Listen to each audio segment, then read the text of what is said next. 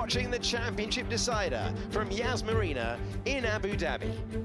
Formula 2 is marvelling at its closest title fight in years, and we're about to decide both grids in a crucial qualifying half hour. Toletto and Isaac Hadjar, who was in a Formula 1 car just a few moments ago, these are going to feel like monumentally important laps for the remainder of their career. Half a point between them as the field then pour out under the green light. Isaac Hadjar, how on earth do you find yourself recalibrating behind the wheel here? He's just driven Max Verstappen's Red Bull. He's now back with his Campos team with a big task, and he's admitted earlier this weekend that it's going to be tough to be quick straight away. Well, so much on their mirrors, and they're unsighted as they go through the really quick turn 15. It's a big stop then for 16, so if you're queuing to try to deliver your lap, the likelihood that you're going to be caught by the driver behind is really, really great. And that's why you're seeing drivers get on with it very quickly here. If it's stacking up in the first sector, it's great news if your name is Paul Aaron. He's got a rapid first sector on the board. Yeah, it really has. Monumental first sector. 2/10 clear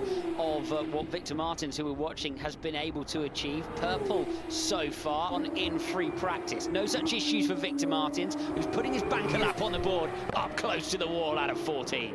Oliver Behrman has gone over the line. Let's see where our contenders from earlier on manage to filter through. Antonelli goes ahead of Behrman. Martins is going to go past both of them. Looking good in the middle part of the lap. Browning has gone from Formula 1 to Formula 2 as well. He's down in 9th position. Aaron's across the line. Aaron's to 2nd place. A good lap for one of the championship contenders. What about the other two? Not on the pace of his teammate in the middle sector, and not on the pace of, let's see, Martins in the final sector, but it's a close effort to the front of the field. Hill doesn't demote him to 3rd. Let's find out what Hadjar can do. He said, I won't be P1, switching from Red Bull to Formula 2, and there's the evidence. 14th fastest for Isaac Hadjar. Victor Martins. So we've got Crawford, Beganovic, Villa Gomez noted for driving unnecessarily slowly, and we're going to pick it up then in replay. So Hadjar feeling the need to go, and we get this every single year with Formula 2, backed up, and you can see that race control. Through the final corner, but they all got through and they've set a lap.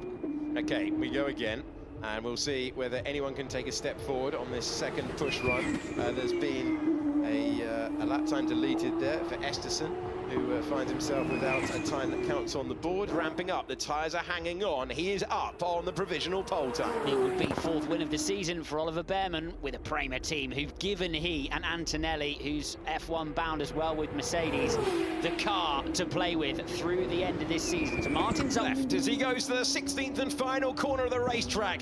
Dares himself to go beyond track limits. P5, Miata's gone to 4th position. Where does Antonelli go?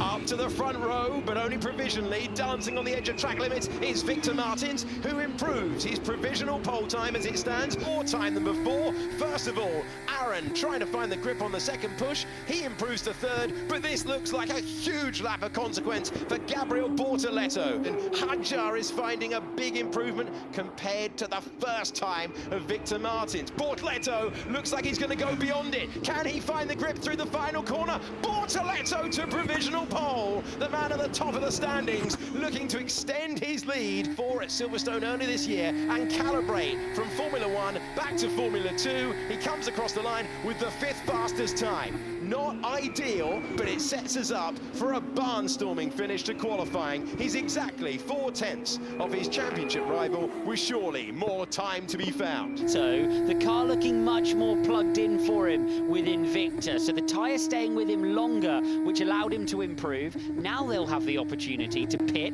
put a new set on, and try to gather up everything they've learned and put it all in that first lap, which is where the optimum grip and traction is. Cars performing, and Miney and Bortoletto, who started, I know one guy got disqualified, but they started the year at the front of the field in F2 qualifying.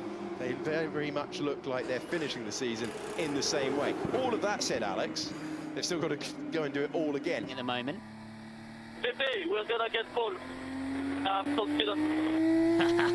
what we like to hear. Performance, Dirksen, strong performance through this year, been on the top step already in Formula 2. AIX Racing have given him the car, and it's an interesting plan here because these runs are short and because there is traffic out on the racetrack. Shrewd move, actually, from Dirksen to run a little bit later and try and get himself some nice clear air. Bortoletto going on as well. According to my timing page, Bortoletto's just done the fastest middle sector so far, and he has. It's a 40.6 for Gabriel Bortoletto. Still out there, still trying to extract the maximum, but either way, Dirksen bails out of it. That tends to be what happens. It's down towards turn 6 if you want to, and so maybe just testing the waters on his in lap. Goodness me. And is that Miney trying to come in the pit lane? We've seen him picked up for impeding. Point of view. Yeah, so we're going to see Crawford come through, and then Miney jumps, tries to get out of the way, but it's just too late, isn't it? You don't get a sight of the driver who's coming through, which is mind management, that they're that calm behind the wheel. Okay, after a thrilling first run, it is time to tick into the final part of qualifying. We'll have tomorrow. Behrman is outside of that. Vachor was on the podium last time out. He's currently P12. You've got Fornaroli, who will be desperate to start his F2 campaign in the top 10. With Alpine next year, likened Middle Eastern winter to Estonian summer earlier on in the year. And so he was very much enjoying the holiday vibes. Sure. Bortoletto does not have an improvement through the first sector of the lap. Kimi Antonelli down across the line, maybe switching things on late there. That's the fastest final sector of anyone so far. Victor Martins to the front of the field by 0.3 of a second. What are we going to see from Beganovic? A time good enough for P2. Hadjar is down to 7th right now. Can he change that across the line? Hadjar goes into 2nd position, booting it out of the final corner. Coming across the line and improving to 4th, and now the points leader and former pole sitter in this session, Bortoletto, switching things on. He's 0.2 up on Martin's benchmark, but as Alex behind him. Has he continued to take a step forward when it comes to the pace? Yellow flag in sector 1, we're in sector 3. Bortoletto down the hill. Bortoletto ahead of Hadjar to the front row of the field. He's ahead of his rival, and look at how close it is. Separated by half a point, and the red flag is out. Gomez down there in the Van Amersfoort racing car. 4 minutes and 19 seconds to go. Victor Martins on for provisional pole. Bortoletto ahead of Hadjar by a place. My fault! It's not good enough, my true. Being picked up in the orange MP for overtaking in the pit lane. That's against the race director's instructions. Believe specifically noted here because of how complex the pit exit is. And Vachor will be investigated after the session. Pictures, and it's time for the synchronized pull from the apron to the fast lane. There you go, always satisfying, that image. And we're going to begin the outlaps once again. You feel like there's so many drivers in the field, Alex, who could take the 2 points for pole. Is the engine running for Hadjar? I don't think it is. I don't know whether he's going to go out again, Alex.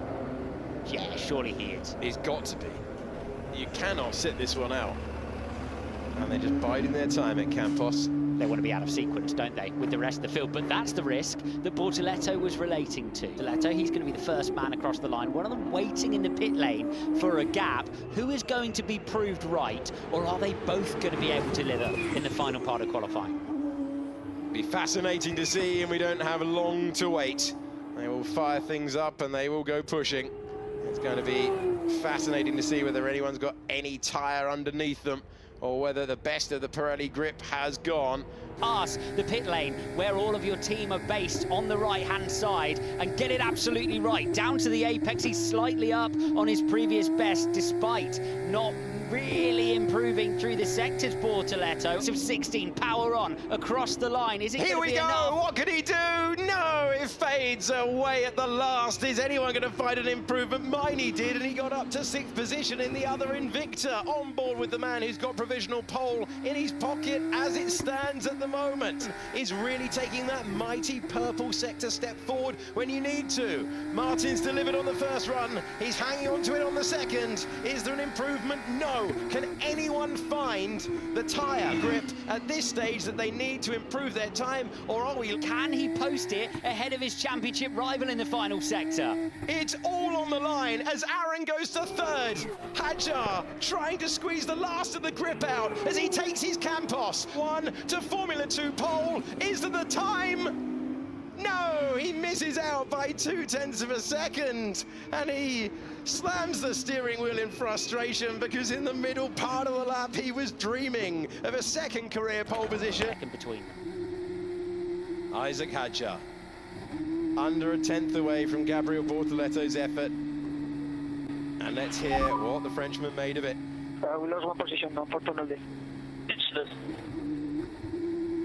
Over both of his championship rivals, and we're looking at a deep moment into turn 1 for one of the Tridents, and we see it again. Yeah, it's Mansell finds himself deep, ends up 19th in the session after a creditable start to the year. Unfortunately, teammate following suit in the